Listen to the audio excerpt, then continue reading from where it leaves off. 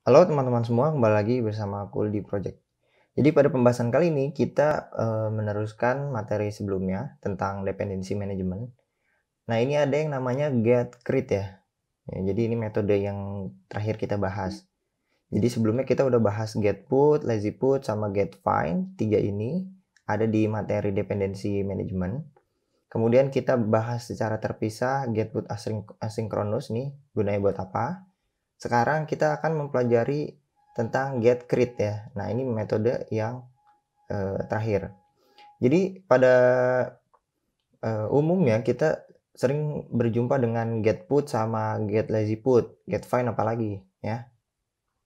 Nah, ketiga ini yang sering digunakan. Nah, untuk yang get create sama get put asynchronous ini jarang terjadi ya. Studi kasusnya jarang terjadi, tapi ketika teman-teman menyadari bahwa itu penting, seperti get create yang akan kita pelajari sekarang, yaitu akan sangat berguna ya.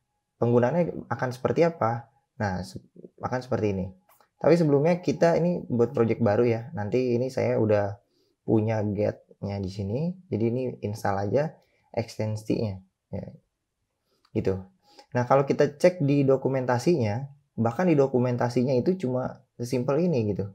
Simpel ini, dia ngajarinnya cuma kayak gini doang, simpel banget.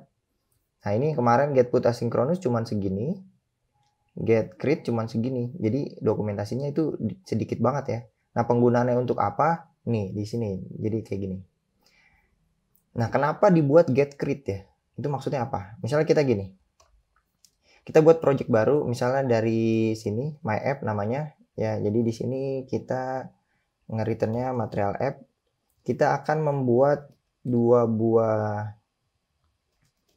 ini kita homepage ya, ini homepage. Ini ya home ya. Jadi kita terpisah nih. Stateless atau enggak kita pisah page deh. Kita pisah page ya. Jadi di sini page-nya. Di sini ada homepage. Ini ada homepage. Home. Ini home deh. Nah, di dalam home ini kita punya file namanya home.page. Home.dat gitu ya. Nah, ini homepage-nya. Kita import material. Ini stateless saja. Namanya homepage ya. Nah, di sini kita nge-return sebuah scaffold. Nanti di sini ada app bar biasa aja. Ini kita kasih title deh. Titlenya itu homepage. Simple kayak gini. Nah, di tengah-tengahnya, di bodinya mungkin kita pasang widget kolom ya.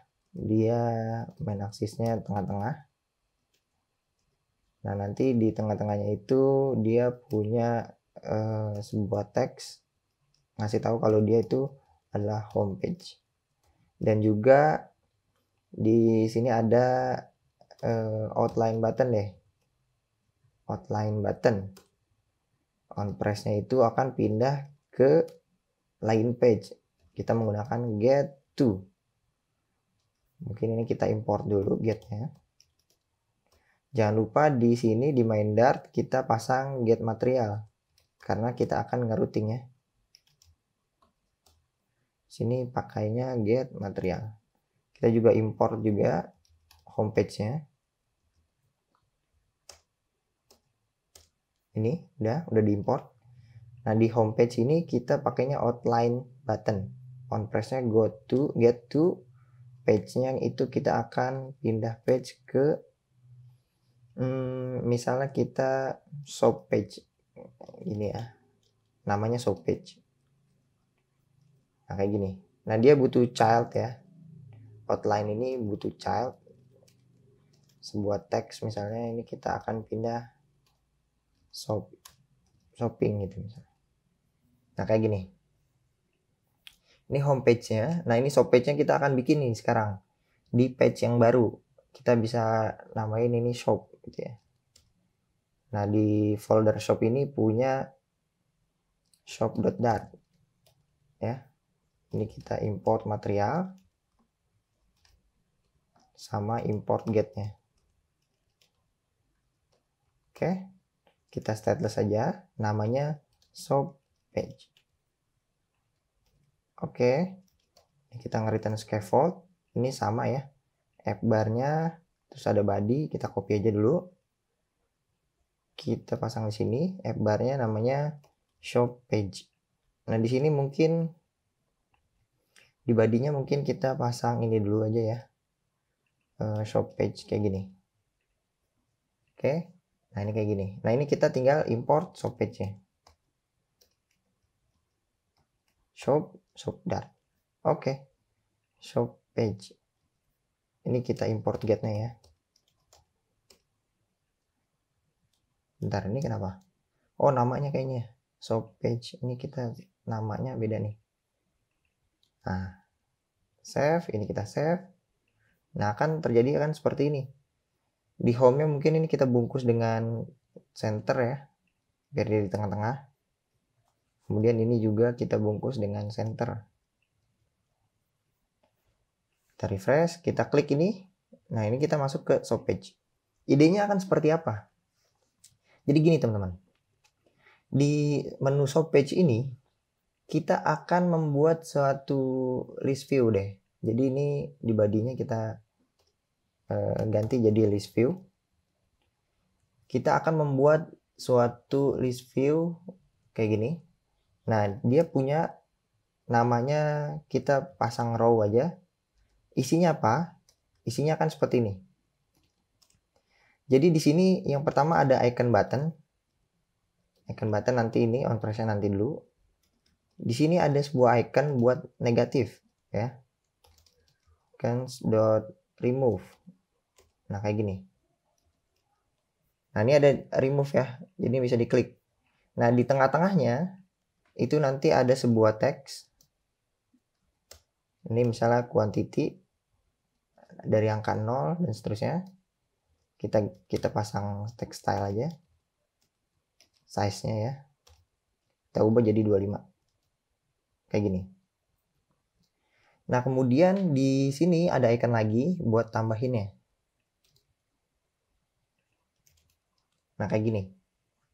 Jadi idenya sesimpel ini. Jadi kita bisa plus sama kita bisa minus. Mungkin row-nya ini kita bisa kasih main axis alignment. Dia ada di space evenly aja. Nah, kayak gini. 0, nanti ini pas ditambah ini bisa ditambah ya. Kayak gitu. Nah, idenya akan seperti ini. Nah, mungkin ini kita pecah aja ya di sini. Atau enggak biarin dulu deh. Nah, idenya sekarang kita buat controllernya. Kita akan menambahkan ini. Kita buat controller di folder lib. Ini kita biar rapi, kita pasang controller di sini. Namanya misalnya shop controller.dat. Kayak gini. Kita buat sebuah kelas, kita import get-nya. Karena kita akan mengextend sebuah kelas ini namanya shop page, shop controller gitu. Nah, ini kita akan mengextend dia dengan getX controller. Kayak gini ya, teman-teman. Nah, di sini kita punya dua buah. Ada yang namanya quantity mulai dari 0.obs sama ada yang namanya total quantity nih maksudnya. Kita pasang obs. Nah, kayak gini. Kita buat ininya dulu, data yang bisa di observer.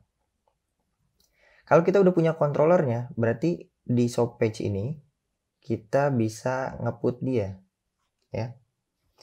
Get kita tamain final shop c gitu ya. Get titik put. Nah, dependensinya apa tadi? Shop c. Nah, ini kayak gini. Berarti kita udah punya nih shop c-nya. Nah, kita akan mengobservasi ininya, teksnya. Kita bungkus dia dengan widget obx ya. Di sini kita bungkus dengan obx. Nah, kayak gini. Kita nge-return sebuah teks. Kita save. Oh, benar, jangan di sini. Nah, ini kayak gini. Nah, dia butuh kayak gini, berarti kita pasang dari shop c titik quantity. Nah, ini kuantitinya ya. Jadi ketika kita ngeklik add ini, kita akan mengubah. Jadi gini cara ngubahnya. Kita bisa gunain kayak gini. Atau kita mau masukin di controller bisa, tapi kita pakai gini aja. Get.find gitu ya. Atau kita pasang kayak gini juga bisa. Sub C. Nanti kuantitinya kita tambahin. Kayak gini. Kuantitinya kita tambahin, yang ini kita minus ya. Kita save, kita refresh, kita tambahin nih. Kita ganti ke shop page, ini kita bisa tambahin. Ini kita bisa turunin. Gitu ya. Nah, kuantitinya segini berarti ini kita misalnya kita bikin total deh, total. Di sini ya. Di list view body mungkin kita pasang di sini floating action button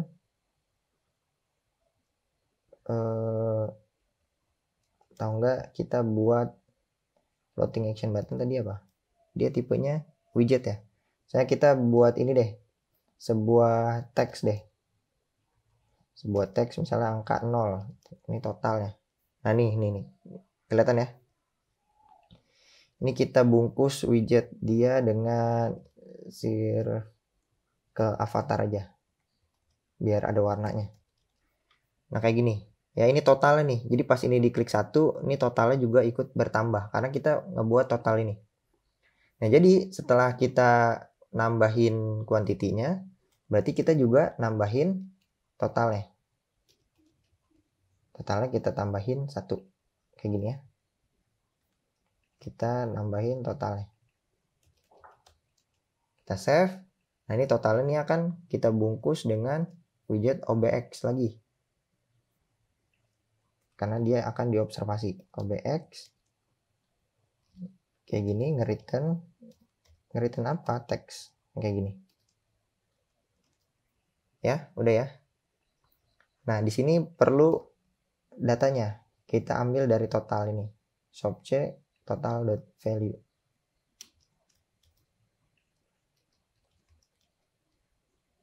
Total gini juga boleh. Nah ini 0 nih. Kita refresh. Masuk ke shop. Nah ini ketika kita klik ini. Nah ini berubah juga ya. Totalnya 1. Ketika kita shop ini kita tambahin. Nah totalnya juga berubah jadi 3. Nah permasalahannya di sini ada lagi nih. Kalau misalnya kita punya lebih dari 1 nih. Kita punya 2 row nih misalnya. Kayak gini ya. Nah ada 2 buah row. Nah jadi dia ikut-ikutan nih. Nah kayak gini. Kita mau ketika ini nambah, ya ini nggak berubah. Tapi ini tetap sesuai jumlahnya. Gimana tuh caranya?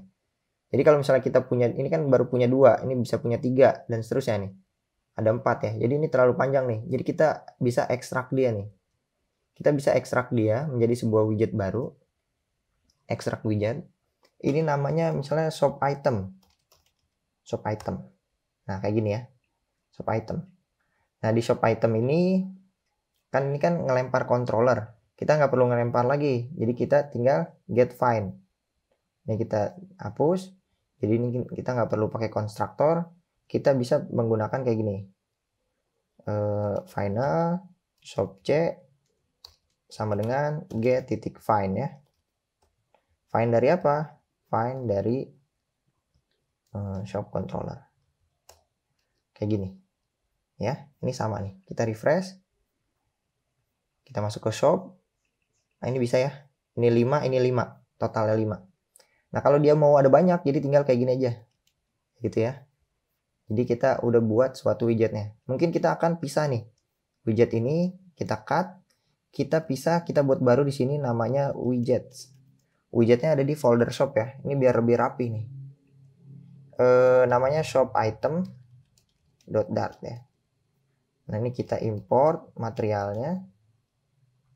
Material sama getnya ya.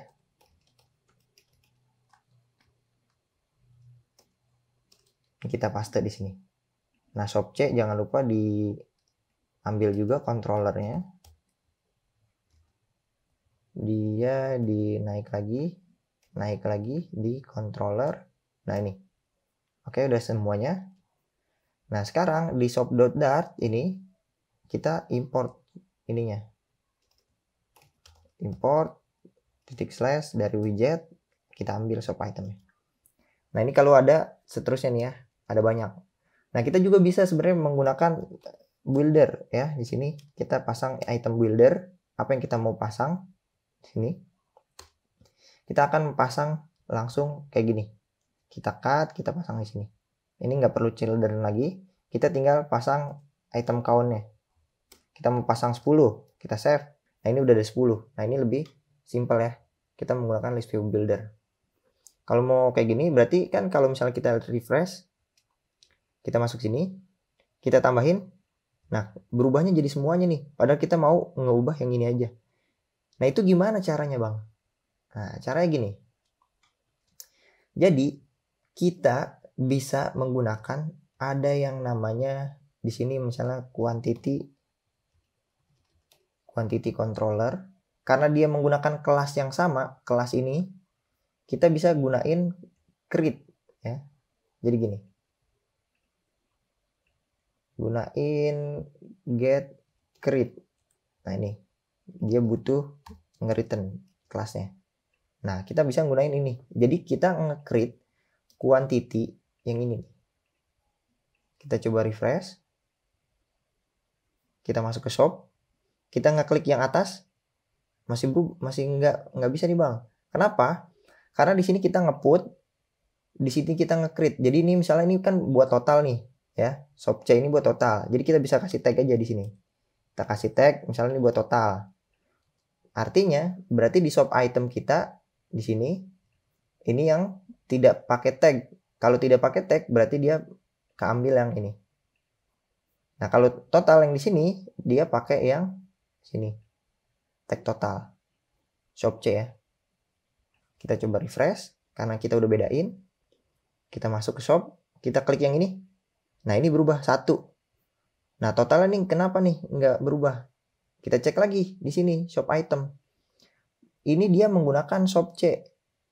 Harusnya dia bukan menggunakan yang ini, tapi dia menggunakan yang total ya. Jadi kita coba ganti dia di sini total sampai sini. Kita coba ganti langsung kayak gini aja ya, direct ya. Get titik find dari yang tagnya total. Tagnya total karena kita mau ngambil yang ini. Dia dari mana? Get find apa? Get find shop controller. Nah kayak gini. Totalnya kita plus dan minus. Kita refresh. Kita masuk sini shop. Kita klik yang kedua. 1 ya. Nah ini totalnya juga 1 nih. Kita klik yang tambah lagi yang paling bawah. Nah ini nambah 1 ya. Ini jadi 2. Nah kayak gitu. Ini nambah lagi. Ini jadi 3 totalnya. Nah ini kayak gini. Nah ini kegunaan get create ya. Kalau kita ubah dia menjadi get put. Nah itu beda lagi nih ceritanya nih.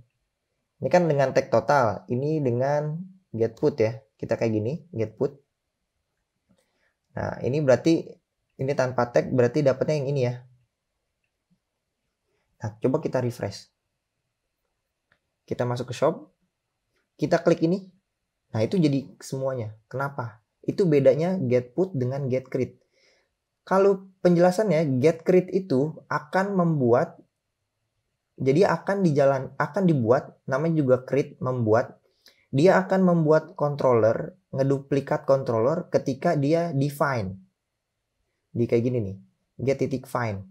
Kalau misalnya dia ada yang menggunakan get find shop C ini yang tanpa tag ya, jadi ini nggak bahas yang ini, kita bahas yang ini. Kalau get put, nih kita cek di sininya di bug console, kita coba refresh.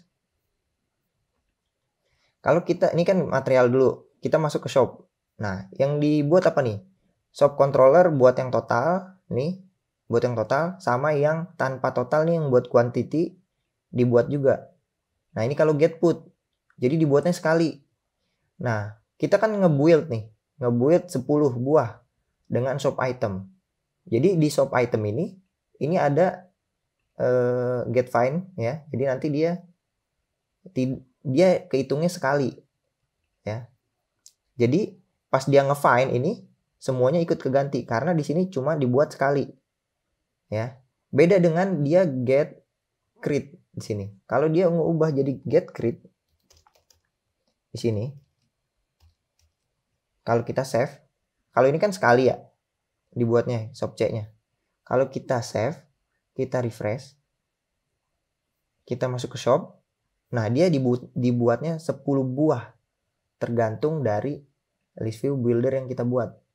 Jadi setiap data ini, setiap shop item ke-1, shop item ke-2, ke-3, ke-4, ke-5, dan ke-10, semuanya itu punya namanya instance ya. Dia punya controllernya masing-masing. Jadi pas ini berubah, itu nggak ikut semua karena ini merupakan controller yang berbeda karena dia dibikinnya 10.